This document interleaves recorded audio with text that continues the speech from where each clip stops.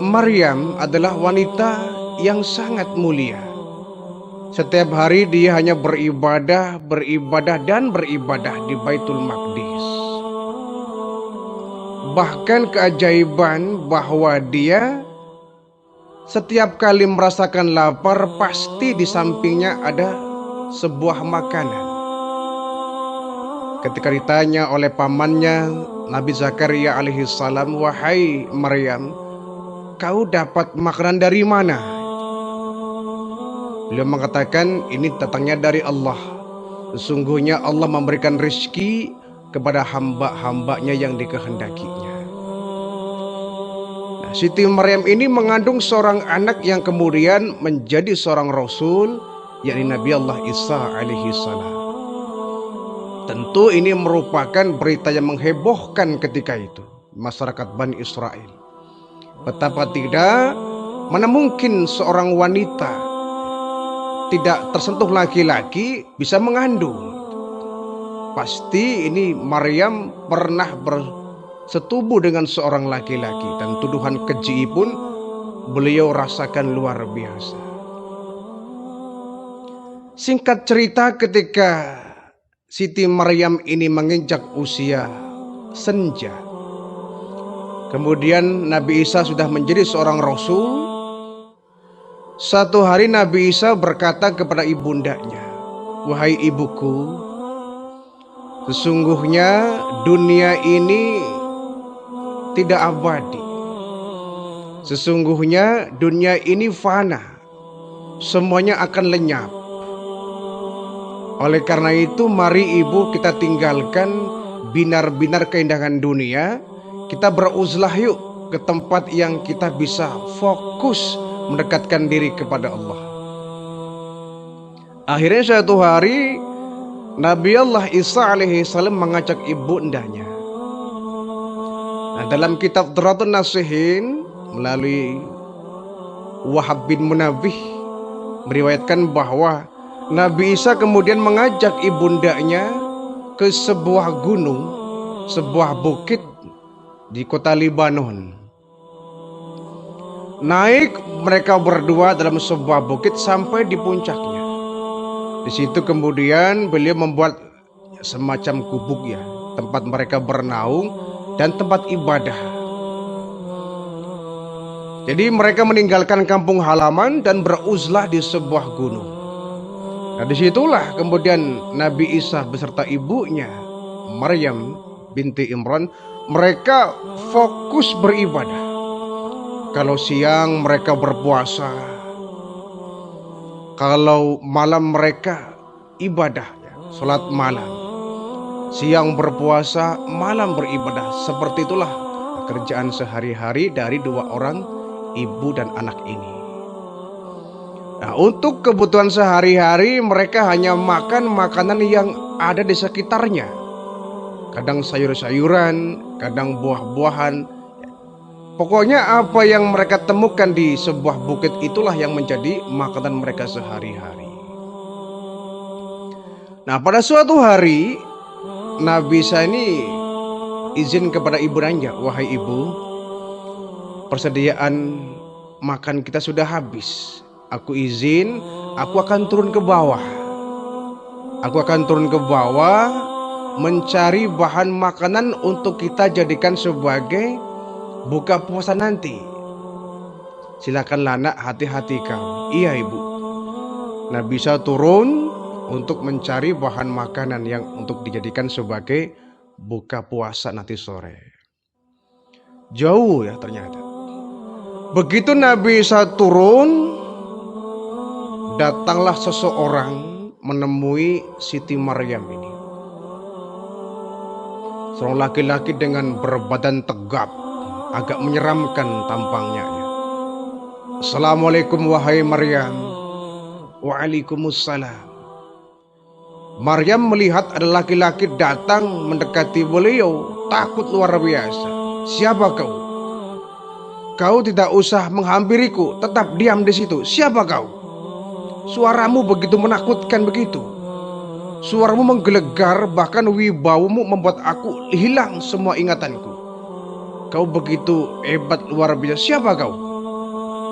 Wahai Maryam, ketahuilah bahwa aku adalah sosok seseorang yang tidak pernah takut kepada siapapun, yang tidak pernah kasihan terhadap anak-anak, dan juga tidak punya hormat kepada orang tua karena tuanya.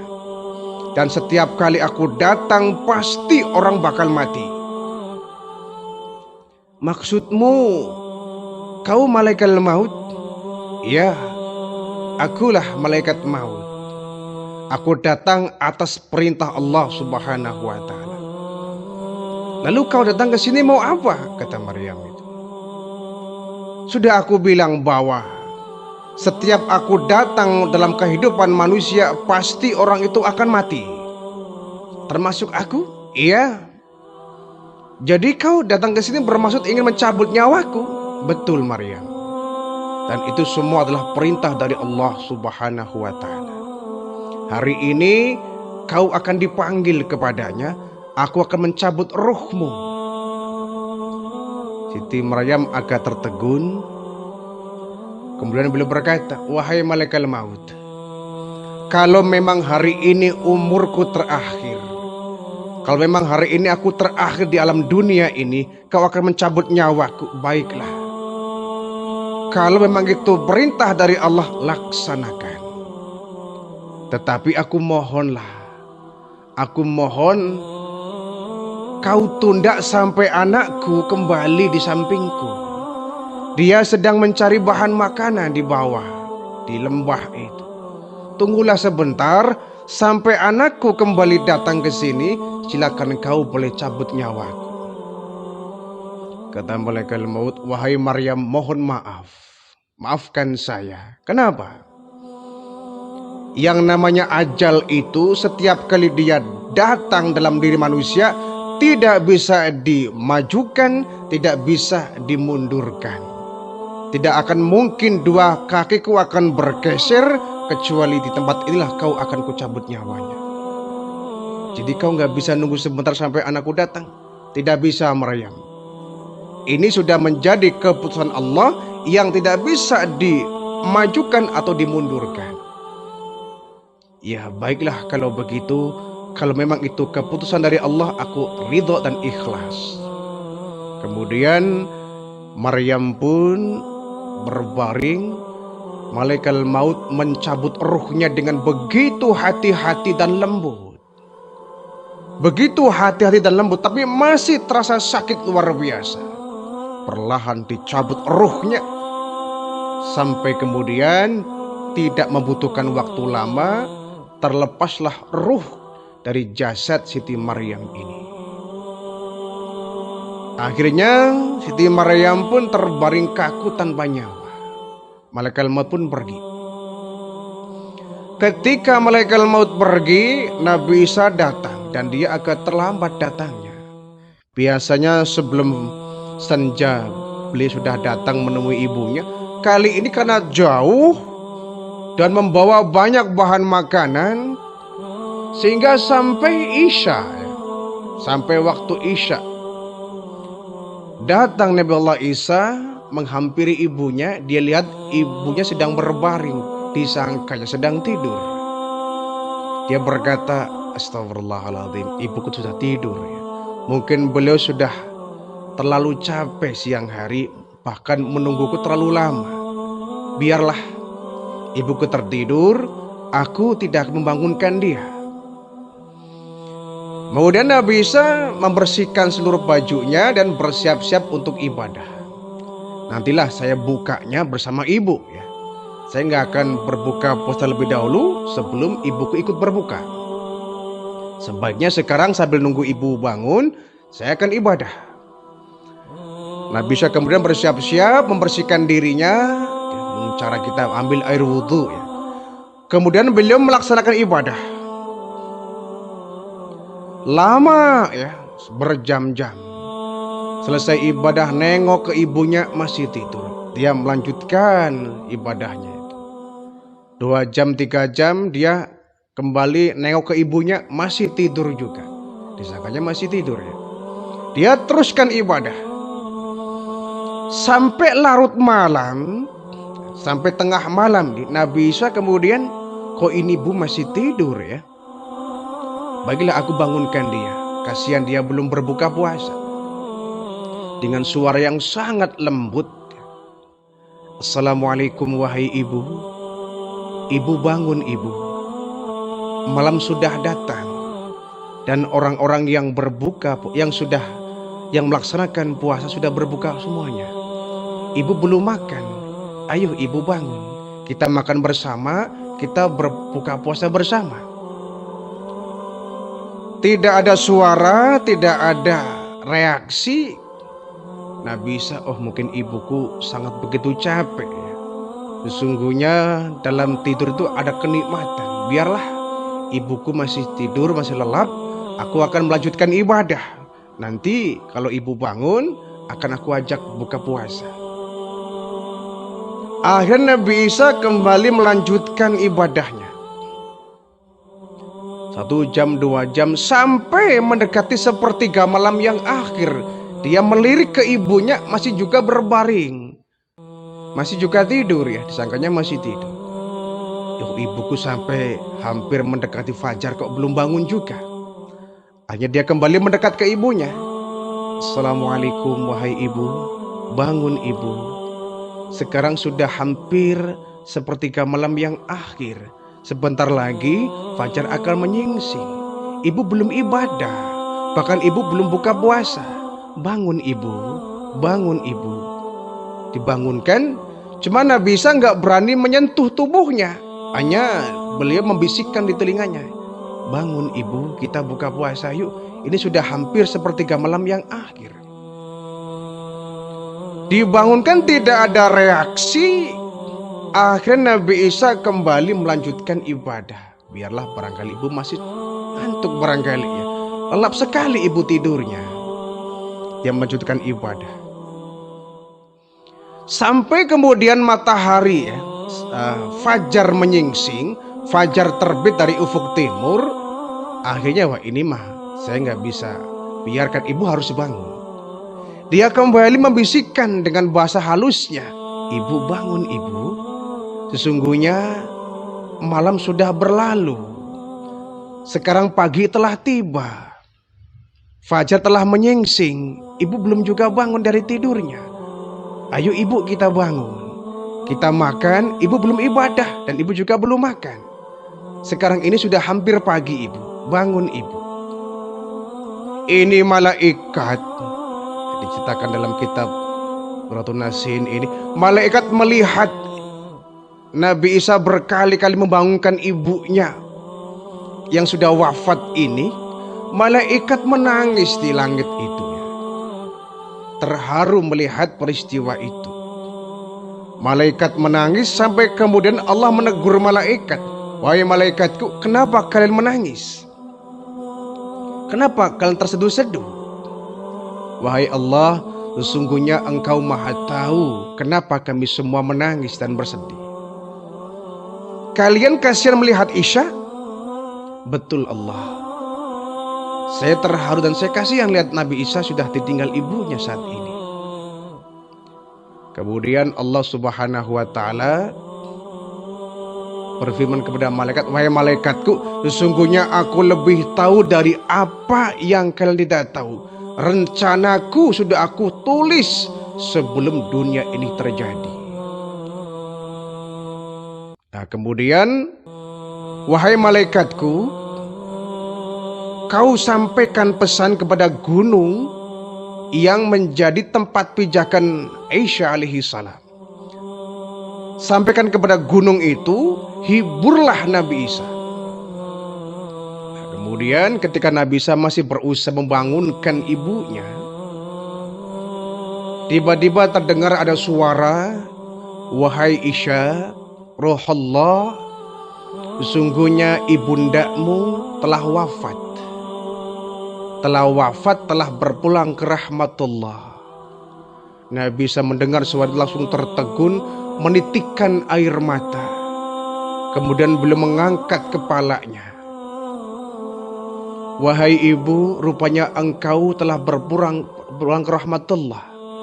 Kau telah meninggalkanku ibu, dan kau telah meninggalkan alam dunia ini. Kalau engkau pergi wahai ibu, siapa yang akan menghiburku ketika aku sedih? Kalau engkau pergi wahai ibu, siapa yang akan menemaniku ketika aku sendirian? Siapa yang akan menolongku ketika aku mendapatkan kesusahan? Akhirnya malaikat datang menyampaikan pesan kepada Nabi Isa, wahai Isya, ada pesan dari Tuhanmu Allah Subhanahu wa Ta'ala, bahwa apakah engkau akan mengambil seorang penghibur selain daripada Allah? Apakah engkau mengharapkan ada orang yang bisa pelipur lara selain daripada Allah? Apakah engkau mengharapkan satu pertolongan yang selain daripada Allah? Sesungguhnya Allah tidak akan meninggalkanmu wahai Isa. Allah bersamamu dan Allah lah yang akan menghiburmu selama engkau menghadapi perjuangan ini. Nah, bisa agak sedikit tegar ketika ada ucapan itu. Nah, kemudian dengan masih air mata yang berurai membasahi pipi, Nabi Isa berdiri. Hari pun sudah mulai terang, matahari terbit, pagi pun tiba. Kemudian Nabi Isa karena sendiri dan bingung, nih ibuku mau dikebumikan tapi aku butuh bantuan.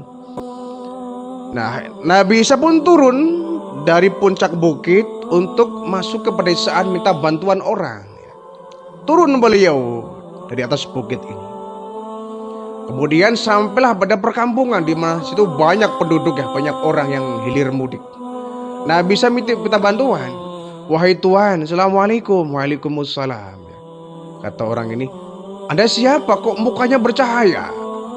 Kau begitu berwibawa, siapa kau? Kau dari mana? Nabi Isa menjawab, aku adalah Isa Ruhullah. Engkau Isa? Iya. Rasulullah? Betul. Ada apa?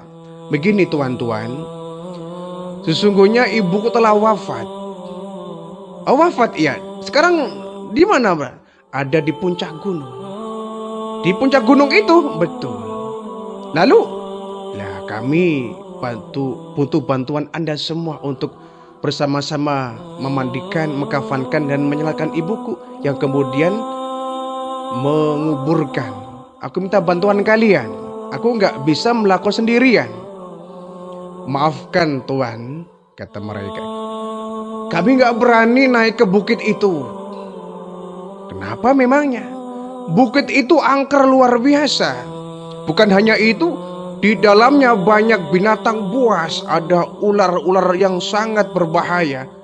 Bahkan nenek moyang kami sudah 300 tahun yang lalu meninggalkan gunung itu karena sangat berbahaya. Banyak binatang buas yang mematikan. Tidak, kami nggak akan mau ke sana, mohon maaf saja.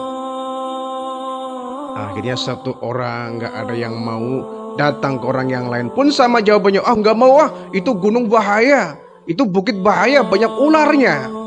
Nggak mau lagi datang ke orang lain sama ya. Satu kampung tidak seorang pun yang mau menolong Nabi Allah Isa alaihi salam.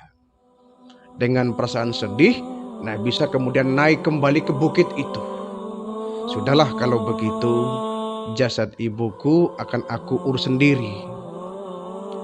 Nabi Isa naik lagi di atas bukit. Sampai di atas bukit menemui jasad dari ibunya yang sudah tak bernyawa itu, Nabi Isa melihat ada dua orang laki-laki berada di samping jasad ibunya. Hei, siapa kalian berdua? Perkenalkan wahai Isa, kami atas izin dari Allah, saya adalah Jibril dan ini kawan saya Mikail. Kau Jibril? Betul. Aku adalah malaikat yang diutus oleh Allah untuk membantumu karena engkau tadi mencari bantuan di semua orang, tidak ada yang mau, dan kami siap bersedia membantumu. Oh, baiklah kalau begitu, terima kasih. Ibuku belum dimandikan. Tenang wahai Isya, ibumu tadi sudah dimandikan. Sudah dimandikan? Ya. Sama siapa?